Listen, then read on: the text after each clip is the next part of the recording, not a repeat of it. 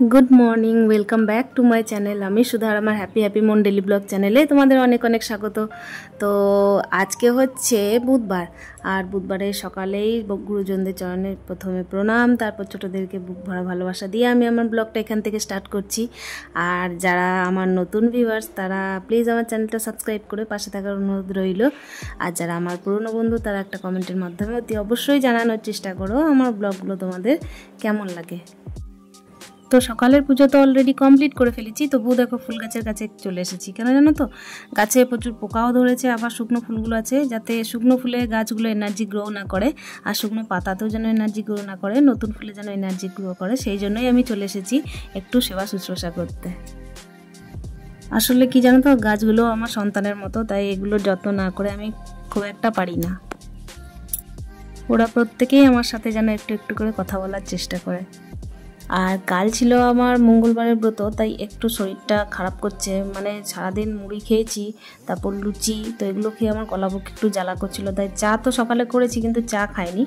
আমি এখানে দেখো ছাতুর শরবত নিয়েছি, সকালের টাইমে একটু এক গ্লাস শরবত খাবো, তারপর যেন পেটটাও ঠান্ডা থাকে মনটাও ঠান্ডা থাকে, এনার্জির সঙ্গে সারাদিন কাজটাও করতে পারি। তো চলো ছাতুর শরবতটা আমি খেয়ে ফেলি আর তারপরে লেগে পড়বো একদম জোর তোর দিয়ে রান্নাবান্নায়। আর আমারটা এতটা জ্ঞান নেই, যদি আজকে থাম্বনেল আর টাইটেল দেখে তোমরা নিশ্চয়ই বুঝতে পেরেছো আমার থেকে অনেক বড় বড় সংসারী মানুষরা হয়তো সংসার করছে, সুন্দরভাবে সংসার করছে, কিন্তু আমার যেটুকু আমি সঞ্চয় করেছি সেটুকু তোমাদের সাথে শেয়ার করার চেষ্টা করছি, তাই ভুল ত্রুটি হলে অবশ্যই মার্জনা করবে। আর দেখো আমি কিভাবে প্রত্যেকটা দিন ম্যানেজ করার চেষ্টা করি, কিভাবে আজকে চালিয়ে কিভাবে কালকে চালাতে হয়। কেউ চাকরি করুক কি ব্যবসা করুক, কি দিন আনা দিন খাওয়া, তো তারা প্রত্যেকেই নিশ্চয়ই এগুলো এইভাবেই ম্যানেজ করে, প্রত্যেকের বাড়ির মেয়েরা প্রত্যেক বাড়ির বউরা, তো সবাই মিলে নিশ্চয়ই এইভাবেই ম্যানেজ করে। তো আজকে দেখো সারাদিনের মধ্যে কি কি করছি তোমাদের সাথে শেয়ার করছি। আলুটা একদমই অল্প ছিল, তো সকালে যেহেতু আজকে আমি মুড়ি খাওয়ার ব্যবস্থা করছি, তো আলু ভেজে নিচ্ছি আমি এখানে। আর আলু ভাজার পরে তারপরে আমি ভাতটা বসিয়ে নেব, ভাতটা বসিয়ে পরে আমি সবজিগুলো কিছু যদি আনার থাকে তো সেগুলো আনবো, আর চিন্তা ভাবনা চলছে যে কি কি রান্না হবে। আর এখানে দেখে নেব যে বাজার ঘাটে যদি কিছু দরকার হয় তো সেগুলোও নিয়ে আসতে হবে। তো সাথে থাকো, আমার কন্টিনিউ করো, আশা করি তোমাদেরও ভালো লাগবে। প্রত্যেক বাড়িতেই তারা নিজের নিজের রোজগার অনুযায়ী চলার চেষ্টা করে, আর এটাই উচিত, না বেশি কঞ্জুসি না বেশি খরচে সমস্ত দিক ম্যানেজ করে মেয়েদেরকেই চলতে হয়। কেন কি ঘরে বাইরে যেখানেই কাজ করুক না কেন তাদের বাড়ির স্বামীরা হোক বা বাবারা হোক রোজগার করে আনেন, খুব কষ্ট করেই রোজগার করেন, আর প্রত্যেকের উপার্জনের টাকাটাই খুব কষ্টের রক্ত জল করা আমি মনে করি। তো দেখো এখানে আমি সবজিগুলো ফ্রিজ থেকে বের করে দেখলাম কি কি সবজি আছে। তো এখানে পুঁই শাক আছে, কুমড়ো আছে, আর এখানে আছে বরবটি আর বেগুন। তো আমি আর একটা জিনিস আছে, সেটা হচ্ছে ডুমুর। তো সমস্তটা তো রান্না করা যায় না, আর অতিরিক্ত রান্না করাও উচিত নয়, সঙ্গে ঝিঙেটাও দেখতে পেলে তোমরা। তো গরমের মধ্যে দেখো আমি তবু সবজিটা আনলাম, যে আলু একদম শেষের মুখে, তাই আলুটা এনে রেখে দিচ্ছি যেহেতু তাড়াহুড়ো না হয়। আলুর সাথে আরও কিছু কিছু যেগুলো সামগ্রী দরকার তো সেগুলো নিয়ে নেব। তো দেখো ম্যানেজ তো করতেই হয়, প্রত্যেকেই ম্যানেজ করতে হয়, তাই না? আর ফ্রিজের মধ্যে অতিরিক্ত সবজি আমি স্টোর করে রেখে নষ্ট করাও পছন্দ করি না, যেহেতু বিশাল বড় সংসার নয়, যাদের যেরকম সংসার তারা সেভাবেই চলার চেষ্টা করে নিশ্চয়ই। আর আমার যেহেতু ছোট্ট সংসার তাই আমি সেভাবেই রাখি। আর দেখো এখানে আমি শশা নিয়েছি, ঢেঁড়স নিয়েছি, আর শশাটা যেহেতু সায়ন্তিক ভালোবাসে তাই শশাটা নিচ্ছি। আর তারপর অল্প লঙ্কা টঙ্কা যেসব জিনিসগুলো একদম শেষের মুখে সেগুলো নিয়ে নিচ্ছি। তো একদম না শেষের দিকে থাকে না মানে প্রচুর থাকে, এরকম টাইমে বাজারটা করার চেষ্টা করি। তো তারপরও ভাবলাম যে আর কি রান্না করা যাবে, তো সবজির সাথে সাথে তো কিছু দরকার, আজকে যেহেতু নিরামিষের দিন নয়। তো দেখছি এখানে মাছওয়ালা চলে এসেছে, তো মাছ নিয়ে নেব, তারপরে দেখা যাক আজকে কি কি রান্না করা যায়। আর এটা ছিল পুকুরের একদম টাটকা ধরা রুই, সেই জন্য আমি নিয়ে নিচ্ছি। এখানে মাছের ওজন ছিল 750, আর ডিম ছিল অনেকটাই, তো মাছ আর ডিম একসাথে করব না আজকে, শুধুমাত্র মাছের যে কিছু পিস করব, আর ডিমগুলো আমি অন্য দিনের জন্য রেখে দেবো। কেন কি একদিনে অতিরিক্ত করে তো কোনো বাহাদুরি নয়, একদিনে করে হয় খাওয়া যায় না, কিংবা অতিরিক্ত খেয়ে শরীর খারাপ করে, তাই এগুলো বুঝে সুঝেই করা দরকার। আর তারপরে দেখা যাক, আরও কিছু সবজিও করব। আর এদিকে দেখো আমি যে সমস্ত জিনিসগুলো লাগবে সেগুলো নিয়ে বাদবাকিগুলো রেখে দিচ্ছি ফ্রিজের মধ্যে, সবজিগুলোও রেখে দিচ্ছি, সমস্ত জিনিসগুলো দেখে শুনে যে কি কি লাগবে কি না, কেন কি বাইরে রাখলে নষ্ট হয়ে যাবে। আর অতিরিক্ত ফালতু বাইরে রেখেও লাভ নেই, আর অতিরিক্ত রান্না করেও লাভ নেই। আর এখানে আলু এনেছিলাম, সেই আলুগুলো আমি ঢেলে নিচ্ছি। আর ঢ্যাঁড়স আর যে লঙ্কা টঙ্কাগুলো আছে সেগুলো আমি ঠিকভাবে ঠিক জায়গায় রেখে দেবো। ঝুড়ির মধ্যে একটা ছোট্ট ঝুড়ি আছে, সেই ঝুড়ির মধ্যে আমি লঙ্কাগুলো রেখে দেবো। আর ঢ্যাঁড়স আর মনে হয় যেসব সামগ্রীগুলো আজকে আনলাম সেগুলোর মধ্যে শশাও ছিল, তো শশাটা আমি সায়ন্তিককে একটু কেটে দিলাম, কেন কি সায়ন্তিক ভালোভাবে মুড়ি খায়নি, ও 10টার সময় ভাত খায়, সেই জন্য আজকে ভাত করে দিতে পারিনি তাড়াহুড়োর জন্য। তো ওকে আমি বললাম যে ঠিক আছে তুমি তাহলে একটু মুড়ি খাও, তো মুড়ি খেলো, একটা মিষ্টি খেয়েছিল। আর শশা খেতে ভালোবাসে তাই শশা কেটে দিয়েছি।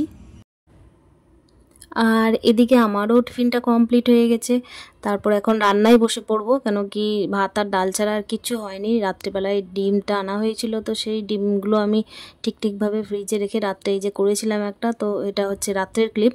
তো আমি ডিমের পাতাগুলো ফেলে দিচ্ছি, আর ভাঙা ডিম যা ছিল তাও ফেলে দিয়ে এই যে ফ্রিজের মধ্যে বাকি ডিমগুলোকে ঠিকভাবে রেখে দিলাম, যাতে বাইরে নষ্ট না হয়। একসাথে 15টা কিংবা 30টা করে ডিম একসাথে এনে রেখে দিই, কিন্তু সায়ন্তিকের লাগে সেই জন্যই ছোটাছুটি। আর কখনো হয়তো 4-5টা যদি কম পড়ে তখন হয়তো নিয়ে আসা হয়।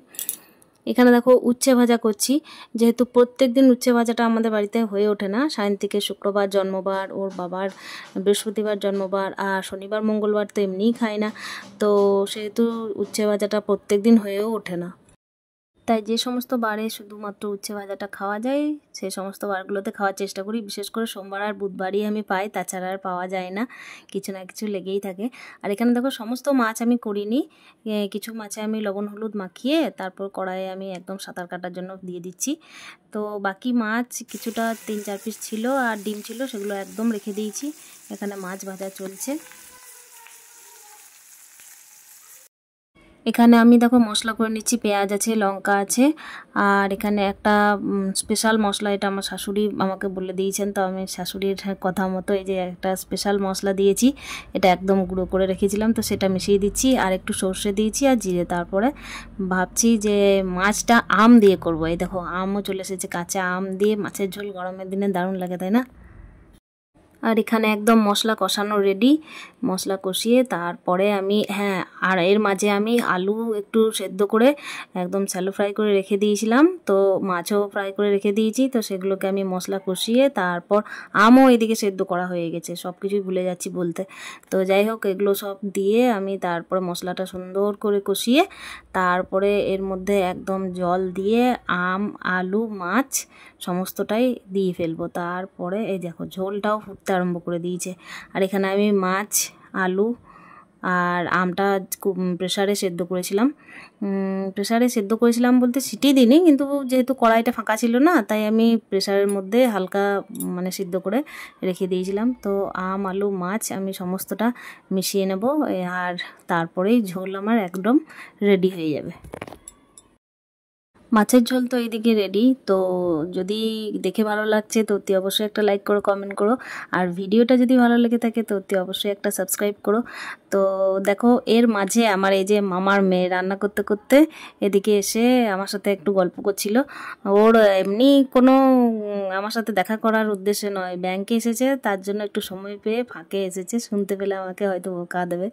তো দেখো দুপুরের খাওয়া দাওয়া সেরে একটু রেস্ট করেছিলাম, তারপরে বিকালে একটু ঝাঁটটাট দিয়ে আমি এসেছি এখানে দেখতে যে কি বেঁচে আছে দিনের খাবার। অনেকে হয়তো ভাবে যে দিনের খাবার খায়, কিন্তু না, দিনের খাবার অনেকেই খায়, আবার অনেকে হয়তো ন্যাকামি করে বলে যে আমরা খাই না। তো যারা খায় না তাদের কথা ছাড়ো, কিন্তু আমি খাই। যখন শীতকাল চলে তখন আমি বাচ্চাকে না দেওয়ার চেষ্টা করি, কিন্তু থাকলে সেটা নষ্ট করি না। খাবার একদম নষ্ট করা উচিত নয় প্রত্যেককেই, তাই যেমন আয় তেমন চাই করাই দরকার। এমনকি যারা ধনী গরিবের ব্যাপার হচ্ছে না, বড়লোক হলেও খাবার না নষ্ট করাই ভালো। আর আমি সায়ন্তিকের এই যে দুধ কমপ্লেন খাই সন্ধ্যের সময়, তো সেটা আমি বের করে রেখে দিয়েছি। আর বাকি খাবারগুলো আমি আস্তে আস্তে ভরে নিচ্ছি ফ্রিজে, কেন কি রাত্রিবেলা হতে এখনও অনেকটা দেরি। আর এবছর গরমটা যে পরিমাণের পড়েছে, প্লাস বৃষ্টিটাও নেই, সেহেতু খাবার যদি একটু নষ্ট হয়ে যায় তাই খুব কষ্ট হয়। কেন কি আমাদের হয়তো অনেকেই আছি যারা খাবার খাওয়ার জন্য কষ্ট করি না, কিন্তু অনেকেই থাকে যারা একটু খাবারের জন্যও খুব কষ্ট করে। তাই এগুলো ভেবেচিন্তে খাবারটা না নষ্ট করাই ভালো। যতটা থাকবে ততটুকু তো কাজে লাগিয়ে নেওয়া যাবে রাত্রিবেলায়। আর যদি বেঁচে না থাকে তো সায়ন্তিকের জন্য এক্সট্রা একটু করে দেব। তো দেখো এখানে আমি ডিম অমলেট করার জন্য চলে এসেছি। আর আমার জন্য রাত্রিবেলায় যে মাছ ছিল, দিনের মাছটা, সেটা আমি গরম করে খাবো। আর বাটির মধ্যেই তরকারিগুলো আমি গরম করে করে নিচ্ছি, যেহেতু সায়ন্তিকের খিদে পেয়ে গেছে।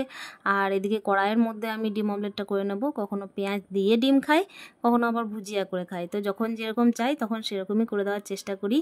আর আজকের ভিডিওতে কাউকে আমি ছোট করার চেষ্টা করছি না। আমার থেকেও অনেক জ্ঞানীগুণী মানুষ, অনেক জ্ঞানীগুণী দিদিভাইরা আছো যারা আরও সুন্দরভাবে সংসার চালানোর চেষ্টা করো, কিন্তু আমি যেভাবে যতটুকু জীবন আয়ত্ত করতে পেরেছি সেটুকু শেখানোর চেষ্টা করলাম।